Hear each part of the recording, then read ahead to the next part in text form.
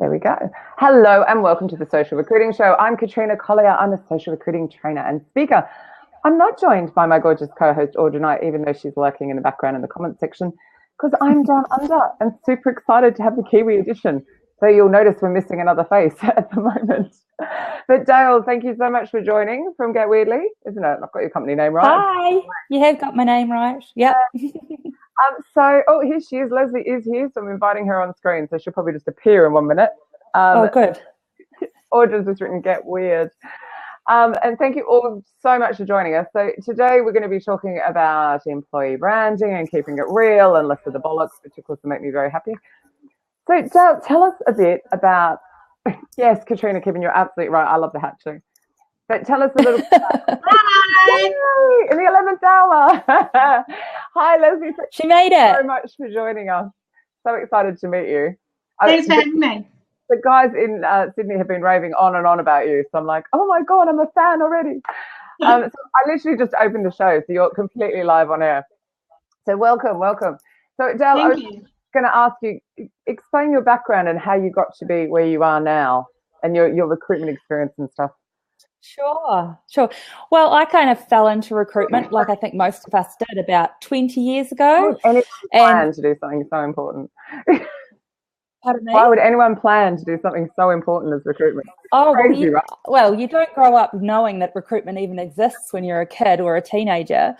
But I started actually doing graduate recruitment when I was living in the UK in London. And I did graduate recruitment for HSBC on just a temp assignment.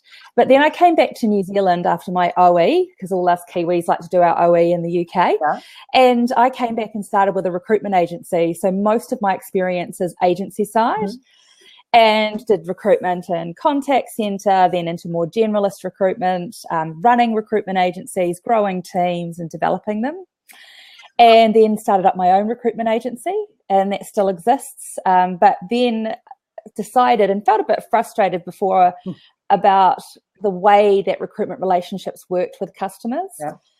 I wanted a different kind of relationship, something a bit deeper. And with my own agency, I was able to achieve that.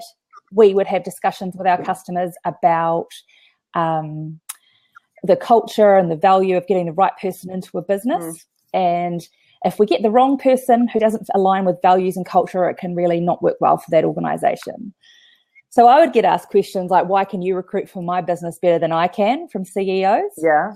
And I said, because I've been doing it for so long and I know how to get people to tell me who they really are and then match them and align them with your organisation. Yeah. And this one customer said, if you can build a product that will improve my chances of getting someone who's really aligned with my values and with my purpose, then I'll buy it. So we built it, and now we have a software company. Yeah. And it's called Kiwi. That's amazing. You must be still really grateful to that person as well. Very grateful. He was our first customer and still a customer today. Oh, that's awesome. So Leslie, what about yourself? I haven't even said where you're from, which is really awful. So you mightn't want to say, though. Sometimes people don't want to because they want freedom to say what they want. No, that's okay. So I'm Leslie Taylor, Employment Brand Manager for the Warehouse Group in New Zealand. Okay. And like Dale, I didn't expect to get into recruitment. So I was at university studying marketing. And I decided that I wanted to get a permanent full-time job. So I went to a recruitment agency to get a job, and the owner of the recruitment agency offered me a role to work with her. Yep. And at the time, the role wasn't as a recruiter, but naturally being in a recruitment agency, you tend to start picking up the recruitment work. Yeah. And in the end, I ended up being a recruiter for her, which is a small boutique agency. Over time, I went into other agency roles. And I ended up in an agency role where I was recruiting for warehouse stationery, which at the time I was putting people into those roles. And what was happening is 3 months later, they were leaving. And I could see that something was happening within the organization and that candidates weren't happy. They weren't engaged. Yeah. So I actually called the GM of HR, who at the time, Anna Campbell, and I suggested that she'd like to hire me as her first internal recruiter and that I could make a difference in her candidate retention and possibly her engagement. So I went internal, and ultimately my role expanded into employment brand. At the time, it was very new for New Zealand. In the last 5 years, I've been dedicated in the employment brand space rather than the recruitment team. And now I look after all brands within the Warehouse Group. So we've got over 20 brands, 12,000 people, 240 sites in New Zealand. No wonder you ended up coming on the call so last minute. You clearly have no time. It sounds very stressful what you're doing. Yeah, I was actually at Massey University this morning presenting to their students about personal branding on LinkedIn. So it's been a busy day. Oh, well, thank you. Even more honoured to have your time than I was already. So, actually, you could answer this because it came up yesterday. So I was at the recruitment company's event yesterday. We've just lost your face there, Dale. I'm back. Sorry, I had to plug in because I was going to run out of battery.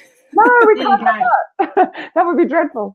So they were going on about, they were talking obviously about social media because it's all well and good having an employer brand, but if you don't share it out there, people need to see it, right?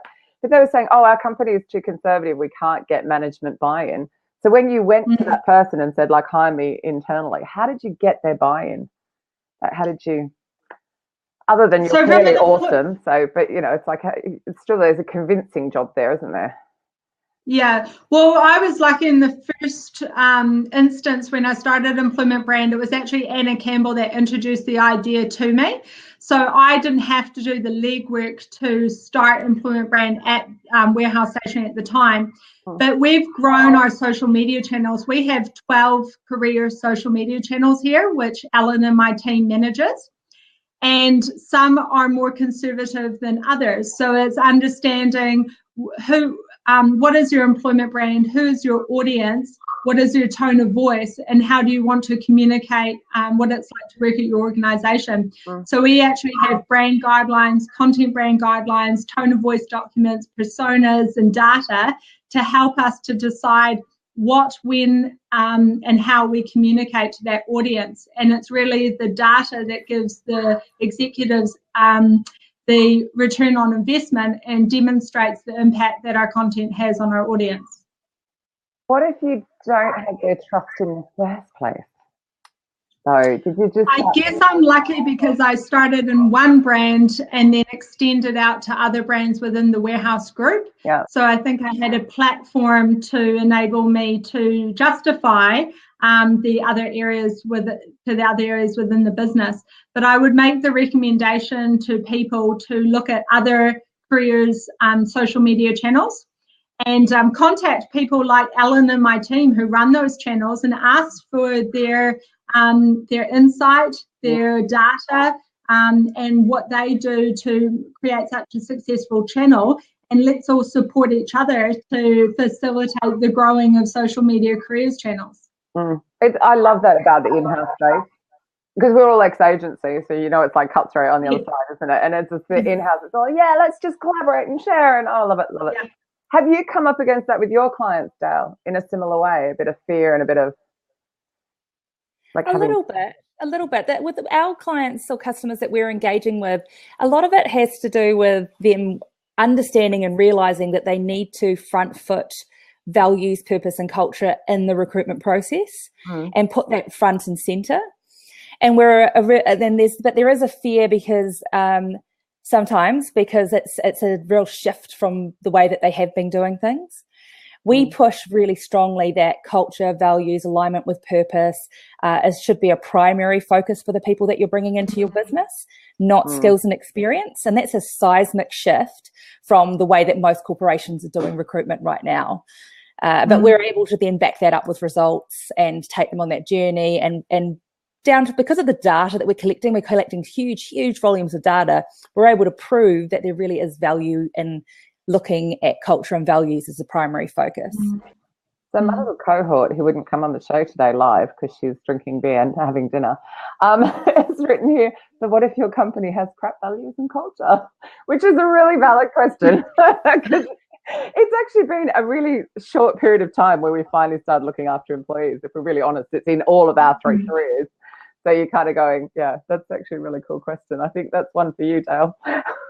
Oh, I think we'll both have an opportunity to answer this one. But I guess there's two ways of looking at it. There's one is that there are culture and values and that your company has as labels, but they don't actually behave or back up.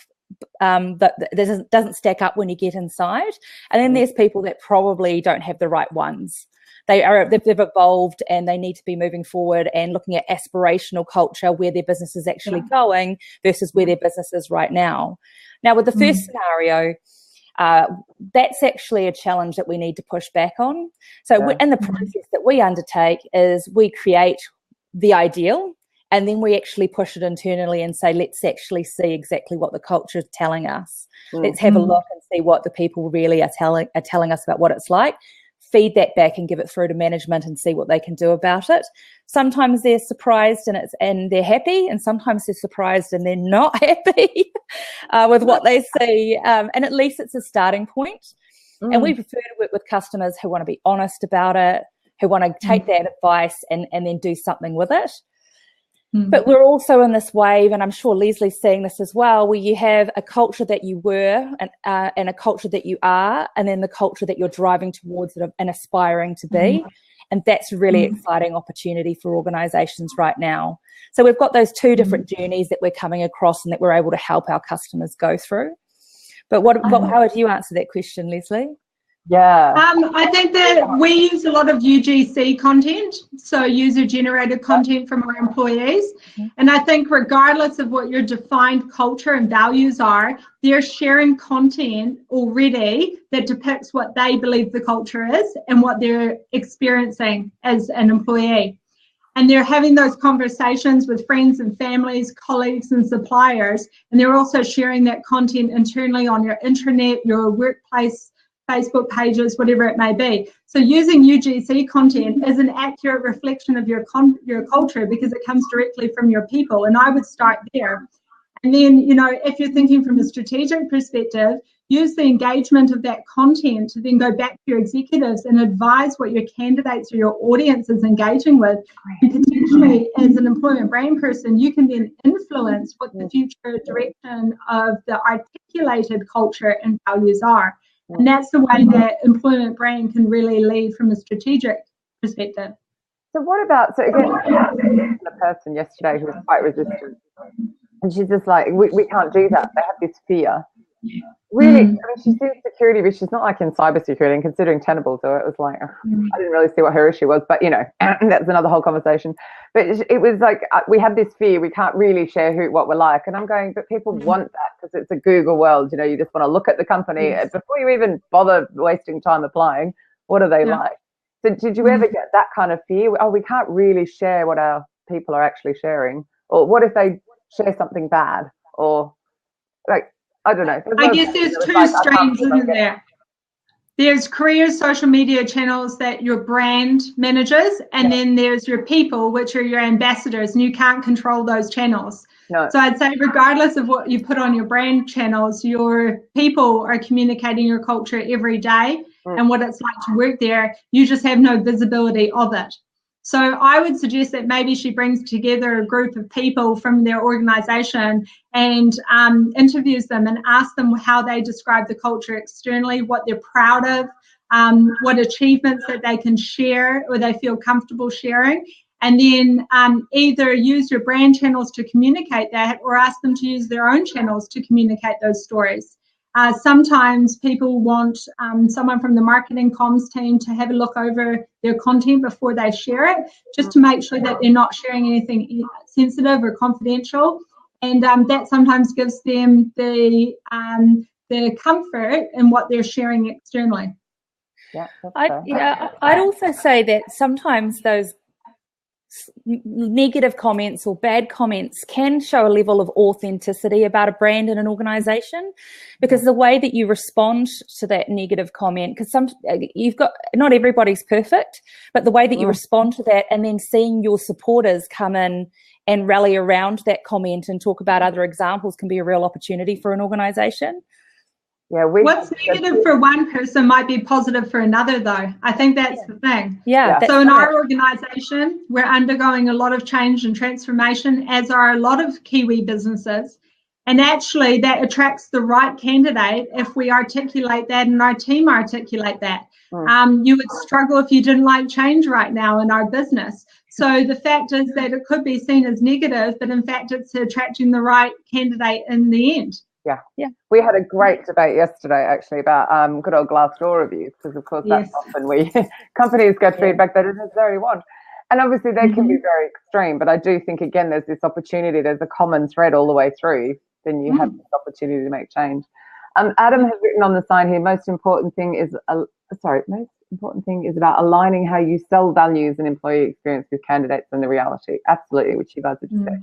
Oh, are we ready for Audra's question number 2, which is actually her first one, but I read them out of order. Any tips for branding when you are laying off in some departments? Oh, God, lucky she's not on live, isn't it? Yeah. She's throwing the curveball. Have you had that, either of you? We've gone through a lot of change over the last couple of years, and being the employment brand manager for a business that's going through change is tough.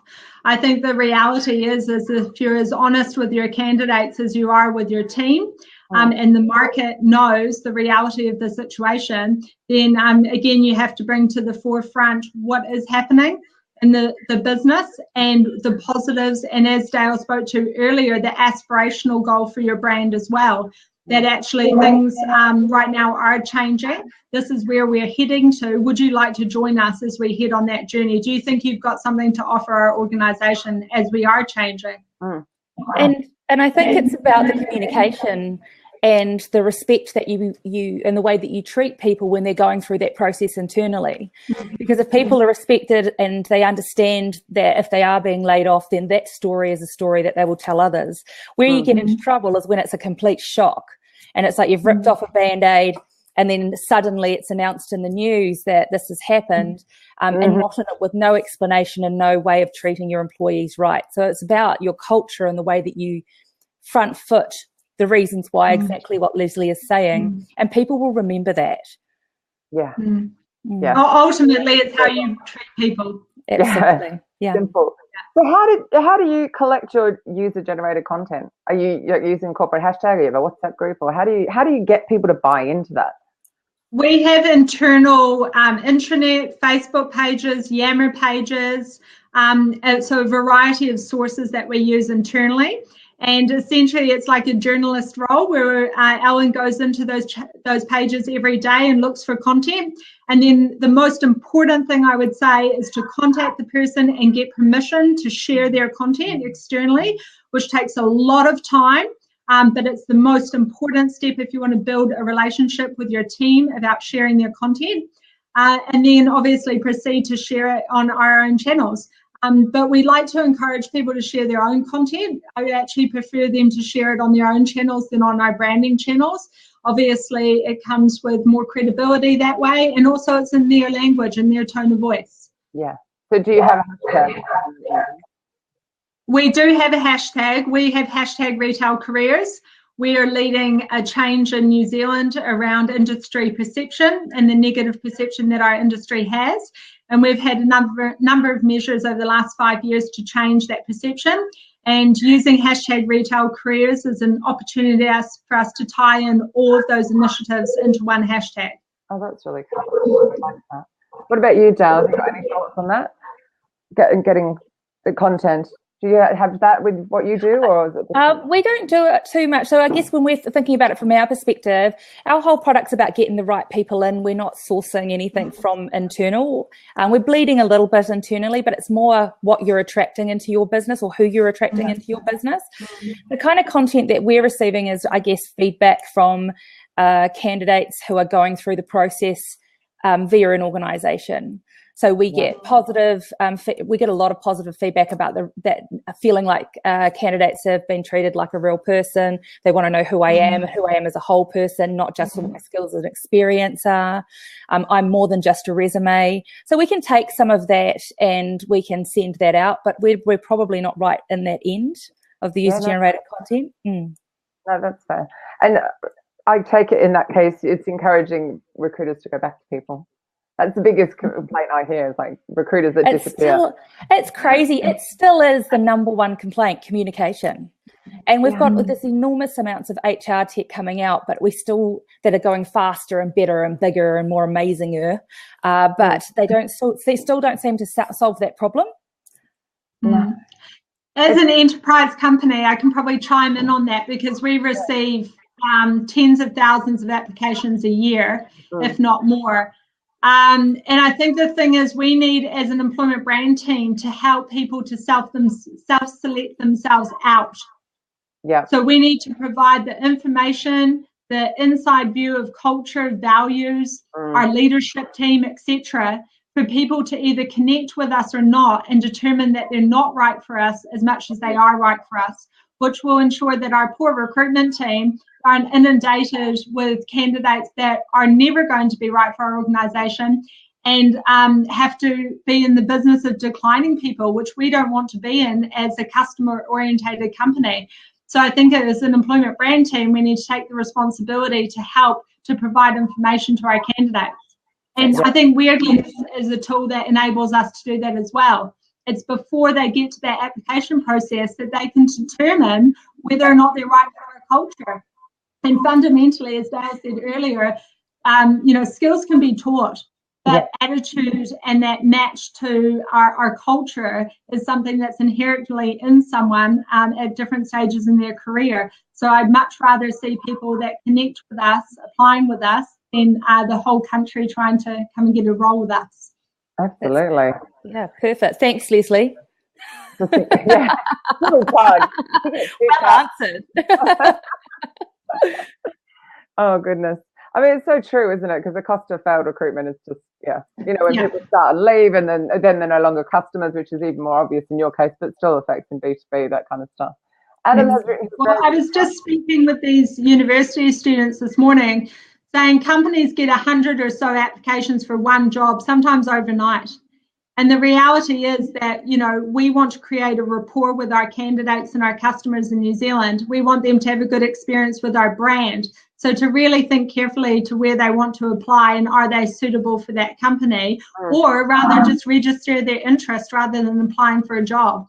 So what were some of the tips you were giving them on branding? Because I actually think it could go the other way. Because I often think recruiters don't take enough time to make sure their profiles, like I always say, look like a recruiter worth talking to, particularly with the highly sought after people where you really do have to make that proactive sourcing.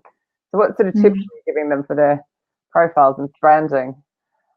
I would say that our recruiters are pretty great at their own profiles, to be honest. No, not yours, in general, across the board. In general, I would say be a person, not just a recruiter for the company that you work for, because we talk about personal branding a lot from a candidate perspective, but I think it's just as important for a recruiter to show me that you're not just the recruiter for that brand. What else is important to you? How can a candidate connect with you and find the commonality with you as well?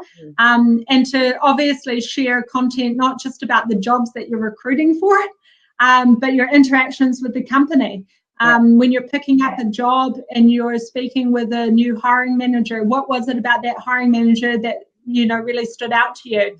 What was it about their leadership style that you think people would connect with? And kind of move away from advertising a job and posting up a position, and actually give me an inside view of what it's like to work there. Which seems like a no-brainer.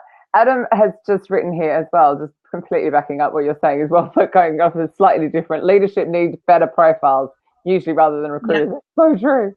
How do you convince leaders to update and share content? Ooh. I love to use examples of our people doing it. So people within the business, no matter what level and how successful they are at it, and share that with their GMs or their chiefs, and demonstrate that their team are doing it. And actually it's led not from the top bottom down, but actually from down up. And then as soon as they get a positive candidate interaction based on their profile, you'll see them utilizing it a lot more. It's got to really hit the bottom line for them. You'll get the right candidates if you put the work in. People are going to be attracted to you. You're going to find commonality. That's as soon as you get a reward for the work that you're putting in, then of course you're going to do it. which I think is and they could get competitive internally. Yeah. Start a competition with the managers. Who's got the best profile? Yeah. Bit ego-driven. Which is what Adam's doing with their gamification mindset. They want to be just as good or better than their people. Yeah. And what about comparing metrics? So at the moment, you know, some of the standard metrics that the internal recruiters have to adhere to, if you could put those onto managers also. Yeah. You know, how long are people staying with you? How long are you retaining people in your team? Might be a bit controversial, but what if we roll those out internally? It's not all internal recruiters. No, God, could you imagine?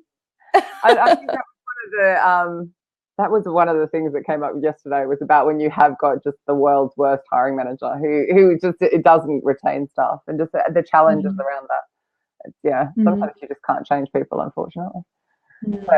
So one of the things I come up against all the time, and I know this was all about it, but keeping that real, like maybe some from you, Dale, some ideas, how we keep it consistent, a culture and the view that we're putting out. I know we've talked about employee-generated content, but any other ideas or examples of companies who do it well? Besides, obviously, your gorgeous client sitting next to you. There are, I mean, if we're moving, I know that Leslie can talk to the employment brand and the social side, which we've been talking about, and many more things. But the good examples that I'm seeing, it does still come down to leadership. And it's the honesty and the authenticity. And where I see it work really well is customers who have acknowledged that they need to do better, and leaders who have acknowledged that they needed to do better, and they knew that they were a bit broken in parts when it comes to a culture, and then are showing what they've been doing in a really structured way to improve that and what the benefits are. Sharing those stories, and so lots of organisations that I work with have done that, and that's a number one sort of indicator that they're going to be a great customer for us, because they care so much about it that they're doing something to change. They're not just telling their good stories, they're telling their war stories, and acknowledging that they were broken and moving forward. So that's one thing, and those leaders are doing this at online and blogs. They're doing it at conferences, getting up on stage and front footing it. They're showing the changes, and they're making a change, and they're demonstrating it to their people, and they're demonstrating it to their customers. So that's one thing that I would say is something that leaders could be doing to help show that they're going on that journey towards a better culture. Yeah, I like that. I like it when people are really real and they go like, these are the mistakes we made and how we've learned from them. And people appreciate that today. Well, here's another one. Does it need to be consistent? Every brand, department, etc., can have their own EVP and message. So do you need consistency? I think that there is an element of consistency, but also a recognition that there are subcultures within a culture. When we're going into organisations, I believe there are company values that everyone must adhere to, or must feel like they have a sense of belonging, and there's a realness and an alignment with those. But I also acknowledge that the way that those might be demonstrated, what courage looks like in an engineering team, what courage looks like in a marketing team or sales or customer service could be different, but it's still a value at an organisation level. So I think there needs to be some sameness, but there's or consistency, but also acknowledging that there are those subcultures. What do you reckon, Leslie? We're focusing on purpose right now rather than kind of EVP and values. As our business is transforming and changing, they're not really yet articulated. So what we're looking for is the common purpose of helping New Zealand to flourish. And then fundamentally, we're looking for the key attributes in our candidates that will enable us to deliver our strategy. So we've taken quite a different view while we're in a transition period, because we can't honestly say these are our values. And I think also the content, again, probably speaks to itself. It infers the value, it infers what you'll experience when you get there, but we're not necessarily clearly articulating exactly what our values are, EVP is. I'm having a little power problem here. I already had mine. Where I am, because it's like I'm watching it, it's not charging, and I'm just going, I know it's plugged in. So I'm just going to disappear for a second. Okay. Sorry, just want to say. It's all right, we'll chat amongst ourselves. Shall we? Let's come up with a question. Hang on. Okay. Let's come up. What's the question for you, Leslie? What's been the most significant win that you've had lately as far as that transformation change is going? Well, I guess one of the things that we've done is we've changed some of our questions that we ask brand ambassadors. Yep. So in the past, we would ask them along the lines of the values, the purpose, the EVP, those sorts of things. But now a couple of my favorite questions are, what are the biggest challenges you're experiencing in your role? Right. And things like, what do you wish you had known in your first few months of joining the warehouse group that you didn't know before? I like that one. That's a good and one. Actually publishing those and sharing them with candidates. Because the reality is that we need people that are resilient, are going to hit the ground running, that they can adapt to the organisation, and we need to give them a view from our own people to what they wish that they had known, and kind of facilitating a conversation, almost being that middle person rather than speaking on behalf of our people, just providing the platform and the amplification for their messages to our candidates. And that helps include the onboarding and everything, doesn't it? Oh, sorry? Yes. Which is all beneficial. See, I just here for 1 minute to plug in, and you guys have taken over. This is awesome. Talk about yourselves. I'm just going to tune out. No, it's great. Right, it's so weird. The PowerPoint right there doesn't work. Because I'm staying in an Airbnb, hence I'm sitting on the floor with the bed. Yes, because I leave on Sunday. So, and I have to complain profusely about the weather. Oh. I'm sorry. You always expect it to be great in Australia, don't you? Oh, and they go, why do you live in London? And I'm like, I've had like 5 days of rain. Anyway, that's another conversation. That is.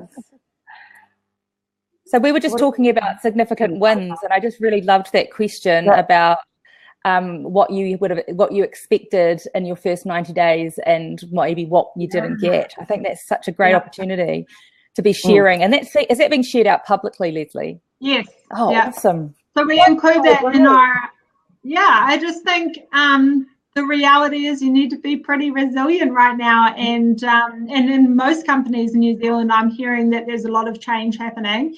And, people need to realize that it's not always as easy. The induction onboarding process is what we would like it to be. But again, it's an opportunity for our people to share that experience with candidates so that within that first crucial 3-month period that we all know is instrumental to retention and engagement, that at least they come in knowing that there's an opportunity for us to do better.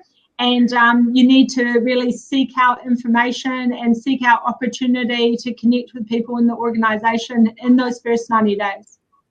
Do you think you guys have your own challenge? Because, New Zealand's 4 million people? That kind of adds its own, whereas, we're, because I now live in the UK, so I think like a Brit, we're 60 odd million plus we can pull in from Europe at the moment. Let's not talk about the B word, but, do you think that's why you're able to be a little bit braver? I call it brave. I think largely it's down to our exec team and the support I get from leadership to take risks. If we had values, I'd imagine risk taking would be one of them. Being bold, the whole way of working around test, learn, iterate is very much part of our culture here. So if I wasn't living that from an employment brand perspective, then I probably wouldn't be living our values and our culture. I just think being different in this market and standing out from our competitors, which actually we all kind of share information anyway, is really important. But the warehouse group has a unique opportunity and also a unique challenge where 98% of the country shop with our stores. So they've got a view about us. They've got a view about us. They do. As a customer, and we have over 1 million visitors to our careers websites a year. So a lot of people are attracted to work for us. So we've got a big responsibility to our customers and to New Zealand. And that's part of that 4 million aspect. I don't imagine that there are. Do you think that there are other brands in the world and that have that much market share or that much market attention? Could you say that there's any one brand in Australia or the UK that has 98% of the entire population shopping with them? I mean, that's part of our big selling point for New Zealand is we can try things out here, have a huge impact and market penetration quite rapidly. But because we're so small and we're so far away from the rest of the world, we have a slightly nimble or scrappy nature towards things. Coming from a startup perspective, we can't go, we can try in our own market for a little while, but our market's so tiny, we need to go global from day one. We've got to think, how do we get into another market as fast as possible? And so that's drilled into us from the moment that we open or start a business. Because we're so small and far away. But as a result, it's one of our competitive advantages in the global marketplace. There's nothing lazy about the way that we approach how we're going to do sales. We're out there running, going hard. And so as a consequence, we need people that are going to work for us that are going to behave in the same way and understand how competitive it is. It's funny, I spoke at the Candidate Experience Awards. So it was run in London for, where am I? EMEA. God, do you think I was still jet lagged the way I'm thinking today? But I still blame Mark Mansell for the hangover. Anyway, another conversation. But I actually was talking about NatWest Bank and how I would never work for them because I don't like my business banking manager. And I was just really pathetic. But the candidate experience can start like way back. You know, somewhere you wouldn't even think that it's starting. But like you're fully aware because you have such a huge market share. That it starts with how are your people treating people. So therefore that is impacting your recruitment. And some of them are just sitting there going, really? You wouldn't work for NatWest because you don't like them? Like, yeah, really? Yes. Yes. That's very real. I'm lucky because we've got 5 major brands that we manage, and each of those brands is unique because they've got different levels of awareness in our market and then different levels of attraction based on that awareness. So it gives me an opportunity. It's almost like an in-house agency environment because if I have an idea that I don't think would work in one company for a certain reason, I could go to another brand and give it a go. Also, we've got different types of candidates. We've got more professional candidates and then, more tech candidates in the different areas. So it gives me an opportunity to kind of play around with ideas as well. I'm sorry. I'm being distracted by Adam, which is really rude. I love it. I'm watching it come up, the chat coming through. Yeah. Oh, that's awesome. It's a bit quiet today, but the questions coming out of these guys are amazing. So I always love it. They really help because, I can only ask so much stuff. When they throw a great question out, I'm like, yay, thanks for that. I think it makes it much more fun, this format. Crowdcast. Yeah, I'm loving it. It's good fun. It's very easy. Time's flying by. Do you find, Dale, then, because obviously you've got clients abroad like I do, and you sort of see the differences. It must be really interesting with that mindset from New Zealand. We know that there's a world out there. Like I was saying in Sydney, I knew that. In London, obviously. Do you find some parts of the US aren't quite so like that? And do you find that difficult when you're talking to clients? They're just so different. The way that the things that people care about are quite different, or our customers care about. What's been really surprising for me going into markets, particularly, let's say use the US because it's so different. Australia is different, but the US in particular is that some of the practices that people have are here. Most of them are not. The thing in New Zealand is that we tend to take a piece of software or an idea and then we really milk it. We use it to the nth degree. We get as much out of it as we can. We use every single feature. Well, that's in my experience anyway, because we're quite lean. We don't have lots of money to experiment, particularly in HR and recruitment and talent acquisition. When we go to the US, it's so big and the scale's enormous that they're willing to throw some money at something to give it a go. But also that when you present them with something they haven't seen before, it's a little bit of it's a big shift. But while that can make a really big difference to my business really rapidly, where have you been all my life? Or sometimes we're too advanced. We'll make a suggestion. They say, whoa, that's way too much for us. We're still just taking resumes and we can't leave those. There's a lot of fear of change until they see the results. So I found that a really interesting phenomenon because when we're small and we're down here and we just expect that when we go into a bigger market that everyone else is going to be better than us or bigger or they've got access to so much more than we do, but they don't often take it up. Yeah. That's been my experience. I spoke at, I'm going back a few years, so SOSU in Auckland and then I spoke in Sydney, that you guys are just like in the sourcing just leaps and bounds. Pretty well everyone, to be honest. There are some uber geeky sources, of course, in Europe and the US, but the Kiwis are like late in the pack. And I think it's probably what you're saying. Yeah. Well, we have to be. We don't have a huge market of talent here. So we're often sourcing people in new markets, getting them to want to come and move to New Zealand. People haven't heard of New Zealand. That's what's really funny when you go to the UK. But of course they haven't. Sorry. I'm like, being an Aussie, it's like, it's right there. No, they haven't heard of us. When you go to the US, I guess people haven't heard of Tasmania, but you know. It's Lord of the Rings. We're Lord of the Rings on the West Coast. And on the East Coast, it's Flight of the Conchords. And you think it's going to be the All Blacks, and it sometimes is, but not as much as Lord of the Rings. And clean green, you know, that's kind of how everyone seems nice. Little Kiwis. Yeah. You guys aren't that little. No. Oh, we're punching way above our weight. It's great. So is it easy to get people to move once they know, or are they just still? Do you have that, Leslie?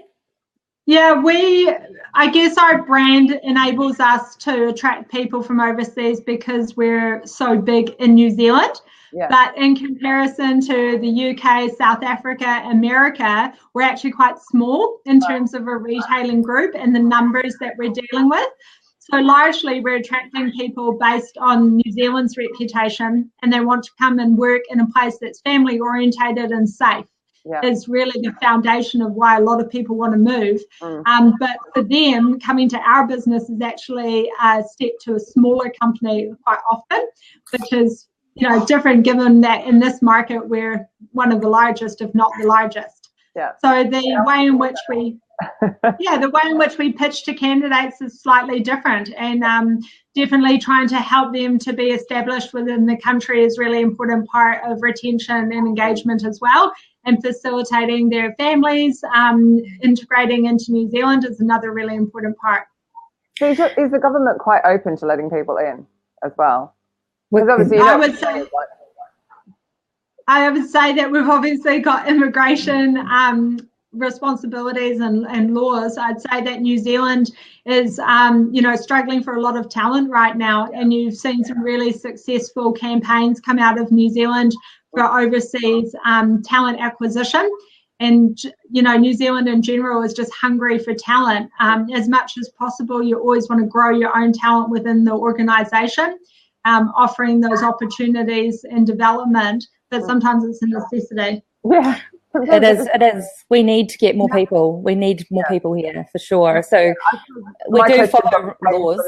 The Brexit thing, you know, we've kind of like had our jobs and shut them. And my dad never stops talking about Brexit. Oh my goodness. Yeah. It's crazy. So yeah, I'm just going, like, we've had a 94% reduction in nurse applications. Like, really? We're already seriously short of nurses, and you're just going, what? Like, yeah, it's insane. So that's my question was kind of like that: is the government working with you as opposed to against you? Was really where my question was coming from. So, because I mean, obviously you've got to breed your own; it's essential. But if you guys aren't breeding enough people, well then.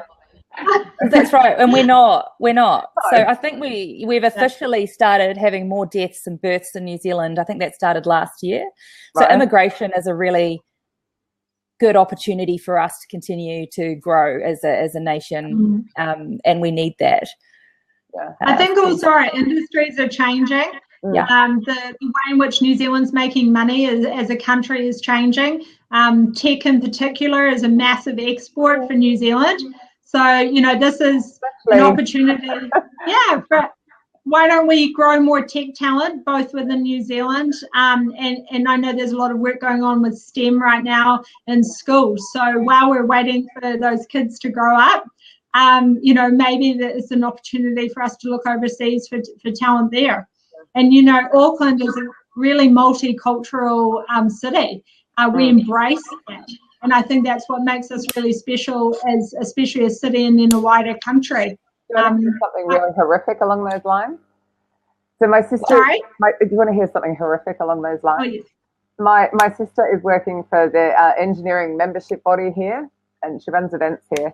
And she wanted to go into one of those schools, which was an all-girls private school in the North Shore. So I have a feeling it might be my old school, but I'm not sure. I need her to find out.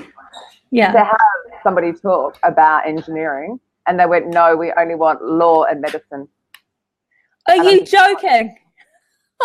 So to produce really, really smart people is pushing girls away from STEM, and I'm just going like, seriously, what the full-blown expletives were coming out of my mouth for about a minute. Just going, what are you doing? Like, so disappointing. And how unfair to them. Those are valid careers, but they're not what I would be advising. It's like, let people make a choice. Don't decide that like my school had 2,000 girls in it when I was leaving. So like, don't decide that 2,000 girls can't go in a career that way. It's just like going, what? Yeah, I need to find out if it was my school, because seriously, I know enough people there, like as an ex-student kind of thing, they crack on and start a campaign. Right. Yeah, that's right. A protest. That's really disappointing. But I think I'm hoping that there is some change coming, and that we're sending our children to schools that are forward thinking. Yeah, exactly. So let's not name names. Let's no. I'll tell you what, if I find out, I don't think I've managed to say it yet, and of course it wouldn't be on my LinkedIn profile. Yeah. No. I will find out. So it's mad. Oh, have you guys got any final things that you were thinking before the show? I really want to make sure I say. I guess just on that topic, the warehouse group and the recruitment team here, we do a lot of work to work with schools and to work with students to tap into what's important to them, their values, their purpose, their why, and then communicate that and build those, especially social profiles, to be able to be attractive to candidates and be found and sourced, but also to put themselves out there and differentiate themselves from other candidates. And I think as an industry, we need to really look after our young people and to support them, to identify what's important to them and enable them to make the right, not only company match, but career match, to your point. Facilitate their interest, their passion, and then facilitate that into a career. Yeah, exactly. And do they want stuff that's so different to us, or are they just much more aware of how to use Google to find another job? Yeah. Sorry, what was that question? Do you think they actually want different stuff to what we who are older, particularly me who's older, want? Or is it just that they know how to use Google better to find another job? Because I sometimes wonder if the young are, they say like they want change and they want to be invested in, and they change jobs every 2 years. I just wonder if they've got less fear, or if they've got a lot of confidence. There's some confidence there, but I think one thing that's still the same as when I was at school to now is that I still don't think that our children or young people, using your phrase, Leslie, are aware of everything that's out there. So Google exists, but when I was at school, my sphere of influence of the jobs and careers that existed in the world was limited to the teachers, my family and my friends of family, and what their jobs and careers were. And I think that's still similar. I don't think we are doing enough to prepare. And it's not just careers, it's actually what are the skills and attributes you're going to need to do any job? What are the commonalities? What are the life skills that you need? What do you need to be able to do? Because I don't know if we can prepare for careers when we don't know exactly what those careers are going to be, because there's so much change happening. And I think just getting our young people thinking about their futures, thinking about the fact that you've got a long life ahead of you, and things like financial advice. I mean, I didn't learn a lot about money when I was at school, and I wish I had. I certainly have a much bigger savings account than I do now. But I think there's that awareness is still common to us when we were kids.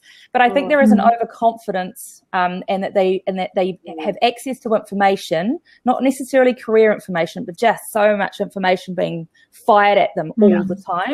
Our job is to teach them what matters in that information and what's going to matter for them. And what do you think, right, Leslie? I think like my job didn't exist 5 years ago. I created, slightly longer than that ago, but I created my job. You're kind of going, how would you prepare for that? Who knows? You're right. We should go back and talk to schools as well. I think job factors change as you go through different stages in life. And when we've had a lot of interns at the warehouse group, over 150 in my time here. And really what they're looking for is an opportunity to put university students in particular, putting their theory into practice and to essentially prove themselves and get work experience to be considered for a job. And I'm always encouraging those students to share their learning and their experience in their internship on LinkedIn, on Twitter, and sharing that experience so that other recruiters can find them, pick them up, and offer them an opportunity. And that's the way that, you know, I think we can support young people to start to get into grad or entry-level roles. In New Zealand, you could wait 6 to 8 months to get a full-time job after you're graduating. So I'm always encouraging them to hop on LinkedIn, build their profile, build their connections, share their stories of their achievements and their accolades, so that recruiters can mine that database and tap into that new opportunity. Yeah. That's really sage advice. Word. I sometimes think they don't know what they don't know what to do on LinkedIn. So by suggesting that, that's brilliant, isn't it? No. And you know, these job factors that are important to them when they're young may not be at their next stage in life. So right now they're just looking for an opportunity to prove themselves. Once they've had a couple of years experience, their job factors may change. And isn't that great thing about social is that you witness people changing in their careers all the time as they're growing and developing and moving, and it gives an opportunity for us to see their progression. And actually, if you think about the three of us have all been audacious and gone and created our own opportunities. So you approached the company and said, how about I do this? And you set up on basically a bet from the client, didn't you? Going, you know, you prove it to me. So you built it, and I've done sort of a similar thing, just had this crazy idea and gone with it. So it's like, it can absolutely happen. And I think I've changed career like 4 times as well. So I just think they have slightly more opportunity now if they, you know, do exactly what you're saying. Oh, you guys are amazing. Thank you, Leslie. I know that you were like running around like a blue-ass fly right before you ran in. That's okay. So I have to thank you. And thank you, Dale, as well. I think there's a queue for your caps. We love you. Oh, is there? Oh, right. Oh, well, let me know the numbers and I'll get some ready. No, I think we need to make it so we all actually meet in person, which would be really, really awesome. So one day. As well, because I was super excited to be able to do a Kiwi edition as well, which was sort of thanks for having us. Yeah, no, it was just nice to be down here and to have your precious time when you guys are probably going, who's this Collier woman? No, of course we know who you are. Yeah, I know. I think I'm starting to get this reputation. I need to behave. So anyway, but thank you both, and have the most. Great, thanks so much. Take care, guys. Bye. See ya. Bye.